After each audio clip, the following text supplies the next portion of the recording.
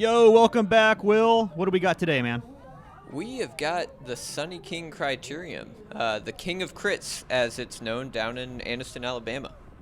Down in Bama, and we have the pro women's race. You've done this race. I have not. It looks like a straightforward course, but it in fact is not. Tell us why.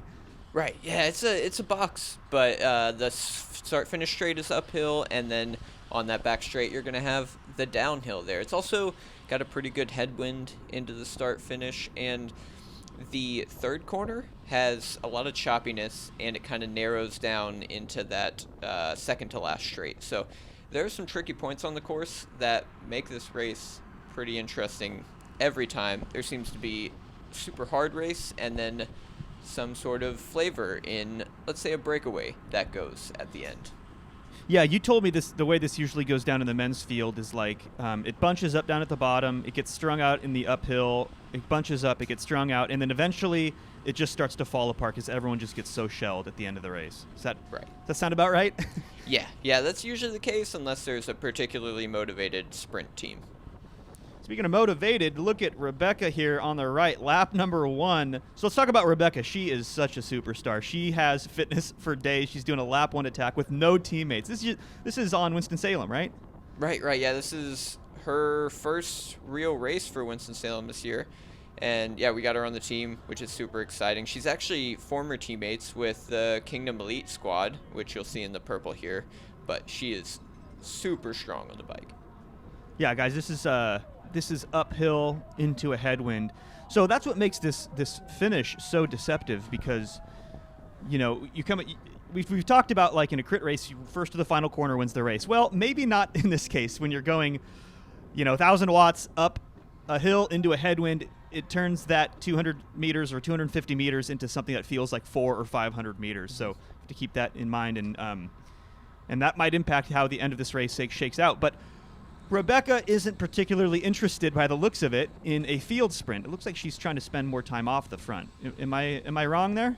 Right. Yeah, she's definitely noting that the Kingdom team and the City team both have pretty good sprinters that she doesn't really want to bring to the line, and she's got the fitness to kind of keep them from getting to the line with her. So that's going to be her main tactic, combined with getting some airtime for our first-year team, just to get the announcers talking about us. That's an interesting topic, too, right? Like, it's not just about the results, right? So there's a couple of considerations. Number one, you guys are making a name for yourselves, both the men's and the women's team, as a relatively new program in Winston-Salem. But part of that has to do with the recognition of your squad, not just in terms of results, but in terms of just being recognized throughout the races. Like, a good way of putting this might be like, if Rebecca, for example, sits in the whole entire race and then gets third in the field sprint, I'd argue that's not as impactful as like being off the front, being in each breakaway, winning preems, and then getting 30th in the field sprint. Like I would argue that's a more impactful way to get recognition for your program, and it seems like she's keeping that in mind. I've seen similarities. We're in the middle of the Tour de France right now with some of these wild card French teams that get called up to the Tour de France and are like doing everything they can to make the breakaway. Is that making sense? Yeah, absolutely. I think it's kind of weird for some teams. The biggest impact they can have is not really in the finish, but more so, getting on TV and having their sponsors get that televised time, running an ad essentially. Right, yeah, and she's going to race that way, I think, mostly because that's the way she wants to race. She's super aggressive. She reminds me a lot of you, Will, in the racing strategy, just like off the front, attacking, arguably more than she should, but let's actually see how that plays out. And like here, for example, there's this breakaway just starting to roll off the front. Milligan rider followed by a SCAD rider. And if we pause it right here, we have Kingdom Elite on the left. We mentioned them as being one of the big teams, one of the big threats for Rebecca. And then on the right, this is City Bike, right? Right. So she has every reason to allow one of these two riders to chase that back. But if we unpause it, Rebecca's like, nah, like I got this. And she attacks through. And I think this is really smart. What she's doing is she's kind of letting these two big teams look at each other. They're playing a game of chicken. And this is a good opportunity to make a breakaway happen. What do you think, Will? Yeah, I think this is If you're a solo rider, this is one of the things you're just going to have to bank on happening, because you can't be, well, Rebecca might be able to be in every move, but the normal solo rider is not going to be able to get into every move and to tag everything by themselves. So you got to play off of other teams.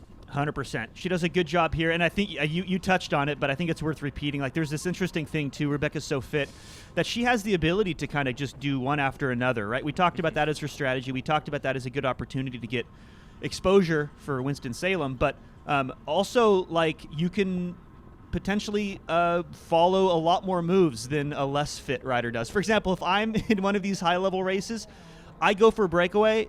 If it works, awesome. I've gotten it right, and that's great. But if it doesn't, I don't go with the next one, dude. I sit in, and I am sucking wind and catching my breath for the next, like, 5 laps in order to regain my composure and then think about going with the next breakaway. But Rebecca's got fitness, and it allows her to kind of just go with one after another. Right. The better you are, the luckier you get. And with that said, here she goes, going for what is a preem lap. Except it's not, right, Will? She thought this was a preem lap for USA crit points, but in fact it was the next lap. Right, yeah. She, I guess, mistimed it a little bit. Maybe thought it was like, usually those are done halfway through the race, so she might have looked up and seen it and just didn't hear a bell and assumed she hadn't heard it, but went for it, and now they're in like a little move off the front. Again, just like having fitness grants you the ability to make these mistakes and kind of get away with it. So now she's with this rider off the front. They have a little bit of a gap. And if it were me, like I said, I'd have to fall back and kind of regain. And it's like, okay, well, so much for the sprint points. But she's just going to stay up in good position here, coming down this hill. And she gets kind of lucky that there isn't a counterattack, because this looks like a ripe moment for a counterattack coming down this hill. You want to carry all of your speed into those bottom corners 3 and 4 before the actual sprint points take place. But riders kind of fan across the road, and she's remaining in good position. I'm wondering, I can't actually remember. She's in position to get those USA crit points, and I know that's one of her objectives in this race. Mm-hmm. This is pretty much the ideal position where I want to be. It doesn't have to touch any brakes. She's able to stay on the pedals through corners 3, maybe even into corner 4. It looks like the position's perfect. Rider's even drinking. Yeah. Also gets lucky. What'd you say earlier? The fitter you are, the luckier you get. That's right. So now is the actual proper sprint point, and nobody wants to lead it out. Everyone's looking at each other. And she looks boxed in, though. Is she going to be able to pull this off? Yeah, there's not a lot of spots to go. Luckily here, it kind of fans out. People will go a little slower, so she's going to have the opportunity to, once it starts ramping up, she has a little opportunity on the left to get going. And, yeah, she jumps early. She's got a good long-range sprint, and she did it a lap before, but it looks like right here she's having really not much of a problem getting those points. Yeah, and it didn't look like many actually of the riders on the front there were particularly interested in those sprint points, which also helps her cause. But she did, I will commend her for timing that really well. I think it's easy to get excited and to go from the bottom of that hill into the headwind. And she waited until, even 100 meters before the line before she went and snags the USA crit points.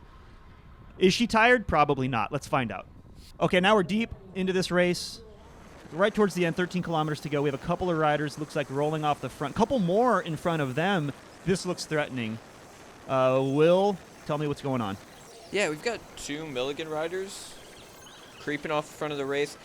It's a weird course where this usually happens. If you keep on the pedals down that downhill, you can just open up a good big gap. And they've opened up a good gap, and now Rebecca's going to bridge to it. And she gets there just in time for the finish.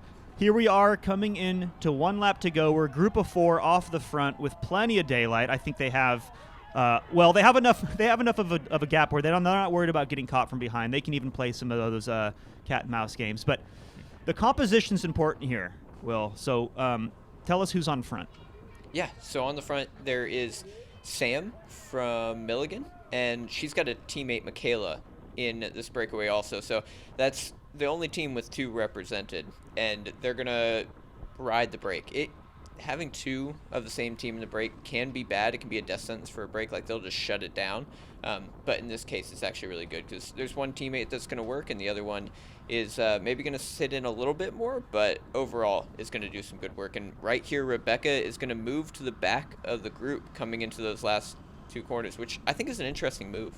I like it. I like it unless there's a really fast lead out, and it doesn't look like there was. You don't want to be too far back when there's a fast lead out for obvious reasons. You have to make up that distance at some point. But when there's cat and mouse, you want everything happening in front of you. So I do like this move. Now, she can't linger back here too long. The idea being all the way back here is you can get your eyes on any potential late race attacks / early sprints and follow it and go with it and benefit from the draft. But the problem is you can't wait too long.